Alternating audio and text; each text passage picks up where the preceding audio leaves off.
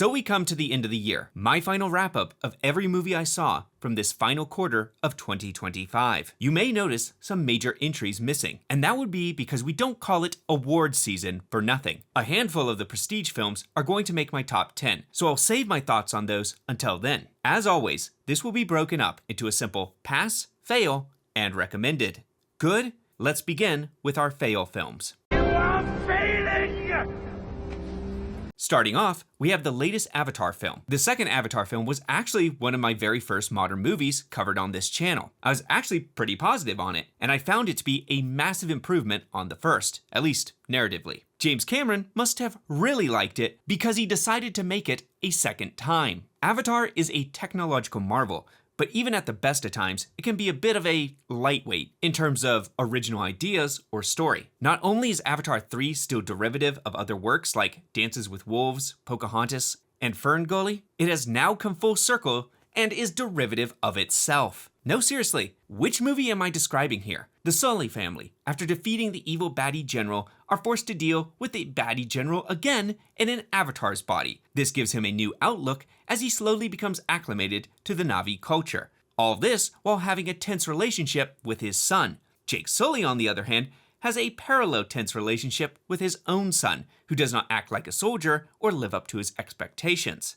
They must stop the humans from hunting the whales in a massive harvest, all culminating in a character saving a family member despite previous tensions, and Jake's daughter showing mysterious Deus Ex Machina powers. This entire film is just a complete regurgitation of the second film's plot, with a bit of the recycled set pieces from the first just sort of sprinkled in. This film almost seems like it was made for the sole purpose of getting more money out of the expensive VFX assets, to the point that many shots, I could almost swear they were the exact same shots from the first two movies. Look, the appeal of Avatar has always been more of this effects demo than anything else. And with each movie, they're showing off new technology that they develop for each film, as well as new areas in Pandora. Except this one kinda did neither. This film shows that without the elements of those big technological jumps or the new biomes, there really isn't much this franchise has to offer. And in a runtime that just keeps going on and on and on, unlike the first two entries,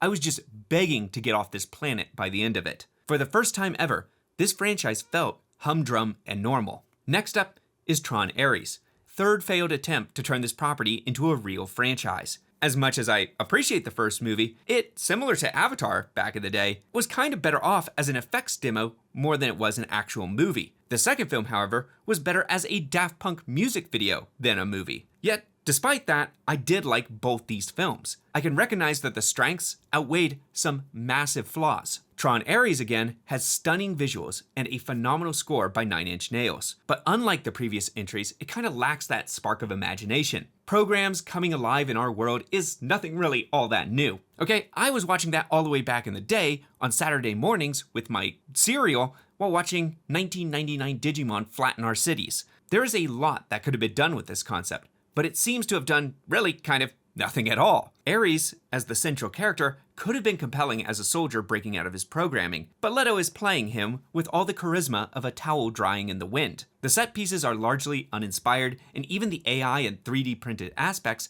feel half-baked, and it kind of just leads to more questions than answers. Like, yeah, I know that the light cycles work in a computer, but even if you print them, how scientifically would they actually work in our real world? Like, if I digitally printed a Harry Potter wand, it doesn't mean I can just start doing magic. The whole scientific race to find a permanence code is pure nonsense MacGuffinry, and the only joy I got out of this experience was the tribute in the middle back to the classic 1980s movie. Here we see Jeff Bridges' bro programmer finally get his chance to shine for what is an unfortunate short few minutes. Next is Heads of State, and I barely remember this movie, okay? It is just bleeding together with the earlier film this year, which I also don't remember the name of, which starred Viola Davis. My brain has made these two movies one and the same. I remember that I found the action scenes uninspired, the plot, again, not worth saving room in my brain, and Cena and Elba's endless bickering became grating. Anyways,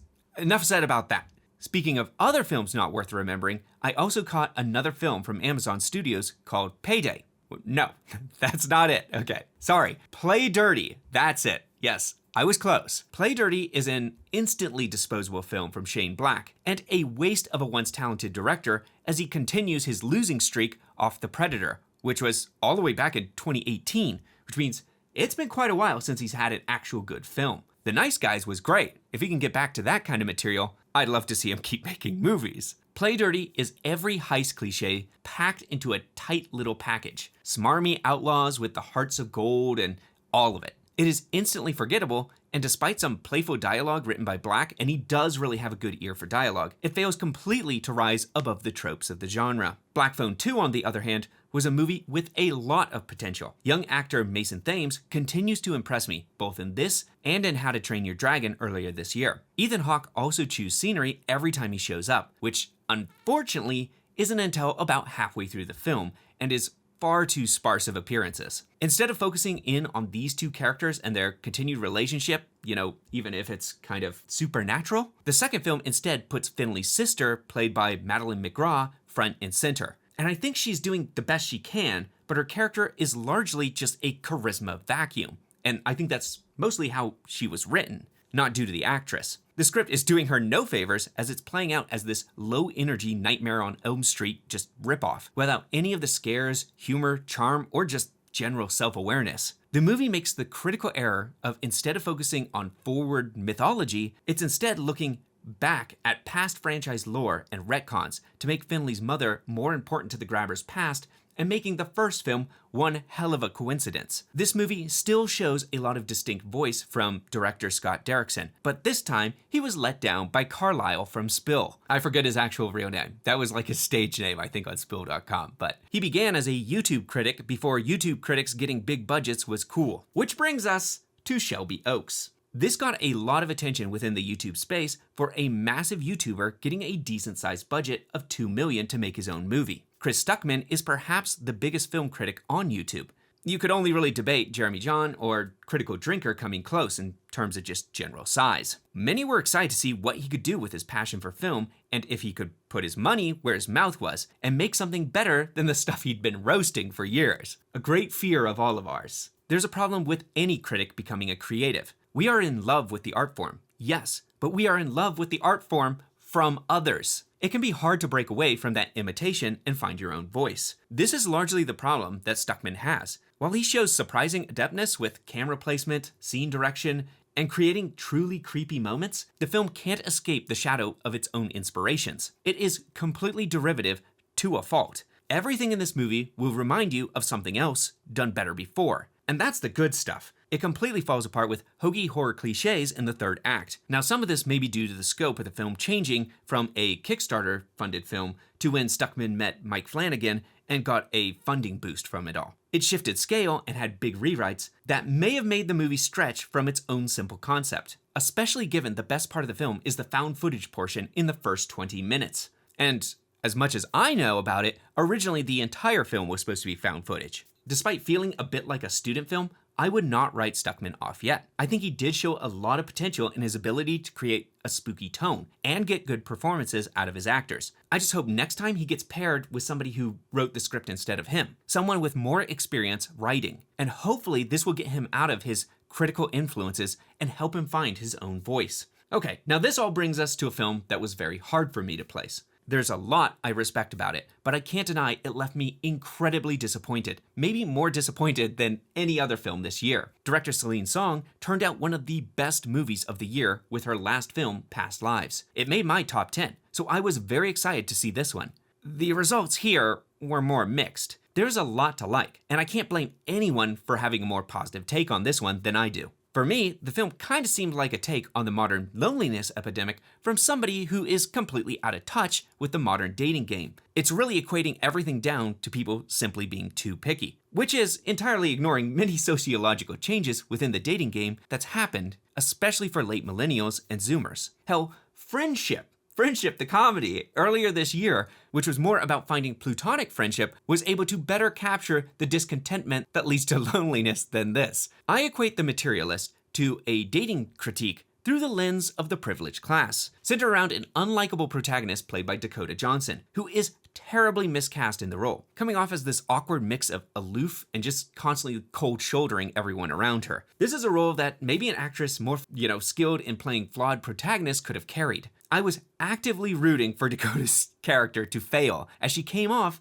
as a human romantic calculator who never really gets her "I'm Murphy" moment, to reference a movie not so similar in RoboCop. This was an endlessly frustrating film because there was so much to like. So many times we got close with the character, such as the protagonist learning she is using her clients like bargaining chips, especially after one gets SA'd on a date. Yet she never really breaks through. She never has that big character shifting moment. And it all ends on going from sentimental conversation to sentimental conversation as men pine for her for some reason, before ending on just this sloppy, happy ending. Two dysfunctional people ending up together in a way that the pieces never come together. And with that, we're moving into the pass category. Congrats, you won. Thank you. You love me. You really love me.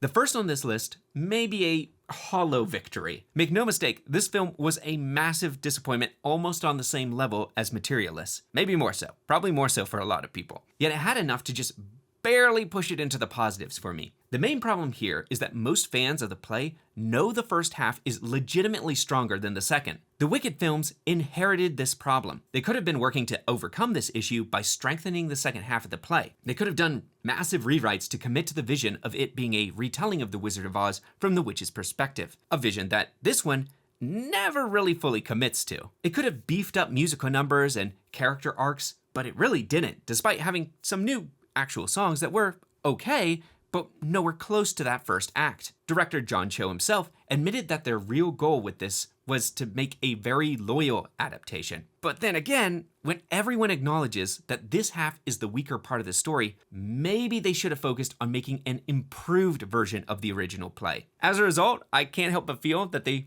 actually split up these two movies so they could have one half with all the good stuff and all the other stuff be in a movie where they can just kind of shrug it off. Yet this film is not absent of things to enjoy. The two main characters of Glinda and Alphaba remain as great as ever, and their relationship really makes the heart of the movie. And as I said before, the film isn't without some outstanding music numbers, even if they pale in comparison to what we had before. The titular song is really good, as is No Deed Goes Unpunished. Wicked 1 was nominated for 10 Oscars. Wicked for Good has been nominated for nothing. It's not that the movie is a bad watch. It's not unpleasant when you're sitting in the theater. It's just kind of losing to these laws of diminishing returns. If you want to hear more thoughts, check out my video on L. Frank Baum and Oz Cinema, where I look at if L. Frank Baum would have liked the Wicked films. While you're at it, you may as well subscribe and, like the video, just to be safe. With that out of the way, let's get to the stuff I solidly enjoyed. Predator Badlands continues to show why Dan Trachtenberg may have been the right person to revitalize this franchise.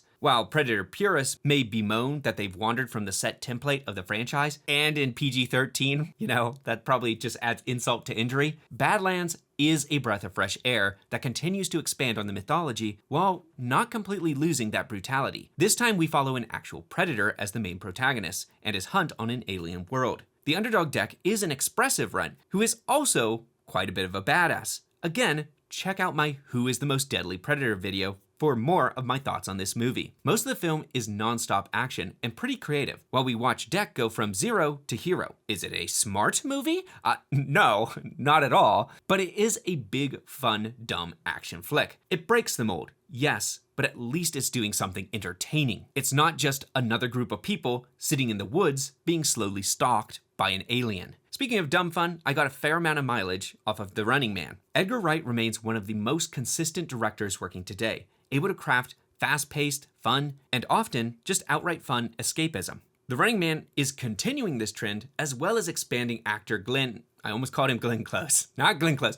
Glenn Powell. Yes, Glenn Powell's status as a leading man. He continues to have a lot of charisma on screen, if not maybe a lot of range. No, he's not going to be the next Tom Cruise, but he may be the next George Clooney, and that's not me knocking him, okay? As we'll talk about later, okay? I got respect for Clooney. The movie moves at a fast clip with plenty of creativity And unlike a lot of remakes, it gives a clear reason to exist outside of Arnold Schwarzenegger's cult original. It is a very different animal. It may get bogged down in some egregious exposition and just a, cluster F of an ending. That third act, it's a complete mess. But the ride is largely worth taking just for that manic energy. Another actor who's largely carried his career through nothing but charisma is Dwayne "The Rock" Johnson. Yet 2025, I think, is where he may have gotten his big break outside of his strict brand mold. And I think he's much better off for it. There were rumors that The Rock had in all his contracts that he couldn't be hit a certain amount or be made to look weak or lose. Well, if that is true, they tossed that out the window for this movie. This film is entirely about a character who doesn't know how to lose. And I don't actually mean that maybe in a good or inspiring way. A lot of people were disappointed in this film for just subverting sport movie trends. But I think it's exactly what makes this work. When I say the main character doesn't know how to lose,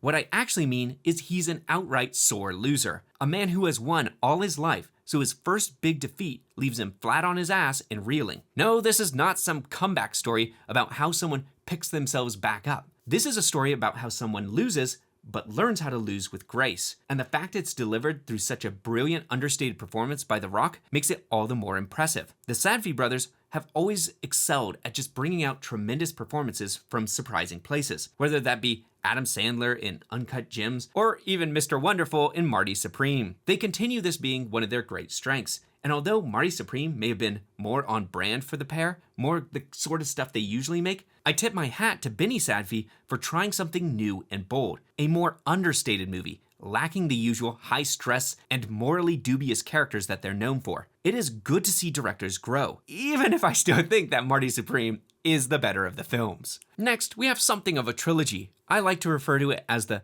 creatives who pursue fame and their own legacy at expense of the little moments. It's a complicated trilogy. We will begin with Jay Kelly, who embodies everything I like about Noah Baumbach's films. The sharp dialogue, interesting character study, and emotionally ambiguous endings that leave you a little unsure if you should feel happy or sad. Though the great dialogue and scripting, all that credit belongs to Baumbach, it's held together by the dual performances of Adam Sandler and George Clooney. The latter is the clear MVP, as the character is based on his later kind of relative fame and his proclivity to play himself over and over again. A critique that's perfectly reprimanded in the line, "Do you know how hard it is to be yourself? You try sometime." It is a movie that takes its time, both to its benefit and disadvantage. It explores this man's choices to chase his acting dream at the expense of friendships and family. Because it takes its time, some may find the pacing to be fairly sometimes plotting. And the runtime, it certainly overstays its welcome. But by the end, you have a portrait of a complex man who's at odds with his own legacy that they're showing on screen, wishing in that moment that he was seeing something else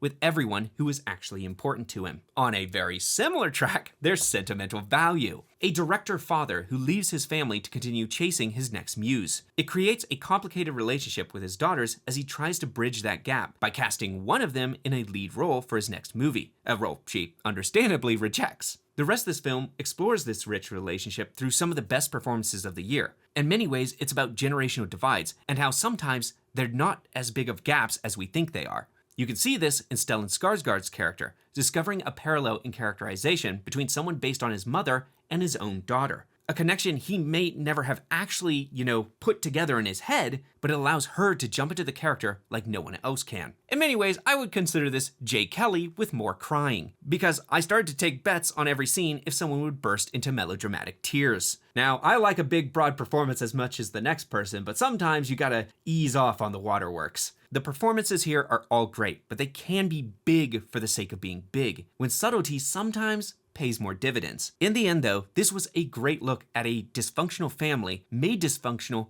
by this disconnective art. So what about the last film in the trilogy, though? I said there were 3. Well, for that, we have to jump into my recommended category, the best of the best. Blue Moon is what I would call the peak of this little trifecta, though I think all 3 are worthy of a watch. I think they're all very good. Blue Moon is a bottle film that takes place completely within a single bar on the premiere night of Oklahoma in 1940. We follow a manic yet passionate writer who is forced to attend the premiere and is left in this bittered state, doing his best to avoid the booze and hoping to find mutual romantic attraction with a woman half his age. This is a movie that makes the most out of space. Yes, it feels very stagey, especially within that locked location. But where it thrives is in musical precision, especially as it pertains to dialogue. And that's something they absolutely needed to capture, as this character that it's focusing itself around is all about precise language. Before seeing this, I said Timothée Chalamet was deserving of the Oscar this year. Now, I'm not so sure. Blue Moon sees Ethan Hawke truly transformed. I mean, unrecognizable. He vanishes into this role, and I often forgot I was even watching him. Here, his tall, confident typecasting vanishes into this short, insecure man who is the definition of a failed romantic. He is a motor mouth who can give voice to all his views, in a dishonest perspective perhaps, but do it with unbelievable charm that masks his own wounded pride. This is the performance of the year, in my opinion. Not as big as other performances with sweating, weeping, or screaming. It's an understated performance that swallows the performer whole. You don't see them at all. It's as transformative as Heath Ledger in The Dark Knight. You can barely see Hawke through it. That is acting magic. Next on my recommended is The Long Walk. Stephen King has been on a roll for the past few years, but never more so than in 2025. You have The Running Man, The Life of Chuck, which won the People's Choice Award at Toronto, and now you have The Long Walk. Out of the three, I would call this the best of the set. I don't know if I've actually said it on this channel yet, but I think David Johnson will be a household name in half a decade. Count on it, you heard it here first, okay? Between this, Alien Romulus, and Rye Lane, this is a man on a hot streak. I think he has the charisma and chops to really break out in a big way if he keeps picking the right projects. Here he's chewing scenery as a man forced to walk until his other competition is dead. There's a kicker though. He's not even the main character, yet he completely steals the show. The Long Walk is unique as a metaphor for the draft during the Vietnam. Or at least I guess that's a similarity I'm drawing from it. It seems to me a critique on the absurdity of the draft itself. When you say your number has been drawn, go die for this cause, there's an emotional mental acceptance almost. But when you turn that same draft into go die for your country by just walking in a straight line till you're dead, it becomes absurd. Most of these young men are not actually hostile to one another. They are not competing so much as they almost feel like they're being brought together, strolling down a road to their own grave and searching for some acceptance in that. When one slips, the others are trying to lift him up.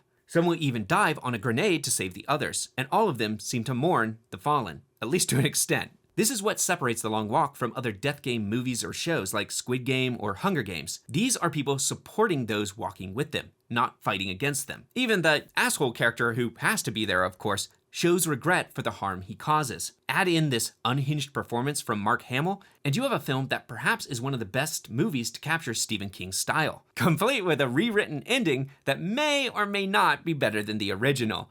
King has always said he's bad at writing endings, but sometimes his stories miss the mark of traditional narratives, so he does have my sympathies. And that brings us to the final movie of this last quarter, Begonia, another movie that survives based on just the unhinged performances of the two main leads. However, this is Yorgos Lanthimos we're talking about, so you know it's going to be as crazy as it gets. Surprisingly though, this may actually be perhaps his most accessible movie he's ever made. At least until you reach near the end, that is. A fairly simple concept of what if two Hicks kidnapped a CEO under the delusion that she's some sort of alien. It's a wacky premise, and it is treated with that tongue-in-cheek spirit that you may expect. It's one part comedy, one part drama, but through it all, the two talented actors of Jesse Plemons and Emma Stone completely succeed on just kind of riding that knife's edge. Their back and forth makes the journey worth it, even if the movie completely telegraphs its ending, simply because you have Lanthimos at the helm and you know it has to get weird. It was pretty easy to guess where it was all going to go. Yet if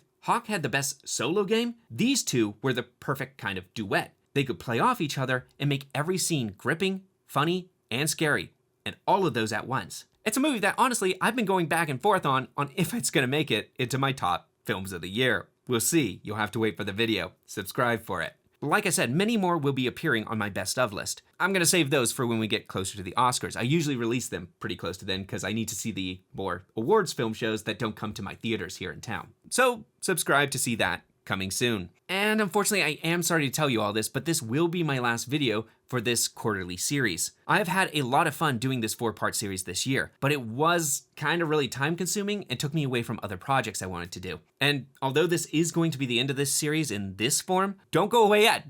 Don't go away angry. This year I am going to be starting a new channel called Journey Unscripted, and it has its first video out on the Oscars. The link is tagged down below in the description. This is going to be a channel I'm introducing for far less scripted content and more off-the-cuff commentary. I'm going to try to continue this quarterly series on that channel, perhaps slightly different and revamped with maybe more of a tier list system, but still somewhere where you can find all my thoughts. I'll still provide some of those playlists here on this channel, but subscribe if you'd like to see more of my wider feelings about the films coming up next year. Anyways, thanks to my regulars for being part of this little experiment. Up next is Wheel of Time Season 2. See you then, and keep those reels turning. Thank you.